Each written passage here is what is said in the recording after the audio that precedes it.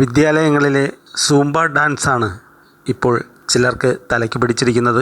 വിദ്യാഭ്യാസ മേഖലയിലെ പരിഷ്കാരങ്ങൾ തീരുമാനിക്കേണ്ടത് മതസംഘടനകളല്ല എന്നും മതസംഘടനകളുടെ അഭിപ്രായത്തിനനുസരിച്ച് വിദ്യാഭ്യാസ മന്ത്രി യു-ടേൺ അടിക്കരുതെന്നും ABVP സംസ്ഥാന സെക്രട്ടറി EU ഈശ്വരപ്രസാദ് ലഹരിക്കെതിരെയുള്ള ക്യാമ്പയിൻ്റെ ഭാഗമായി നടന്ന യോഗത്തിൽ മുഖ്യമന്ത്രി ഈ ആശയം ഉന്നയിച്ചപ്പോൾ വിദ്യാഭ്യാസ മേഖലയിലെ മുഴുവൻ സംഘടനകളും അംഗീകരിച്ചതാണ്. കേരളത്തിൽ ഈ സർക്കാരിൻ്റെ സമയത്ത് പല വിഷയങ്ങളിലും ചില മതസംഘടനകൾ അഭിപ്രായം പറയുമ്പോൾ വോട്ട് ബാങ്കിന് വേണ്ടി സർക്കാർ തീരുമാനങ്ങളിൽ നിന്നും യു-ടേൺ അടിക്കുന്നത് നാം കണ്ടിട്ടുണ്ട്.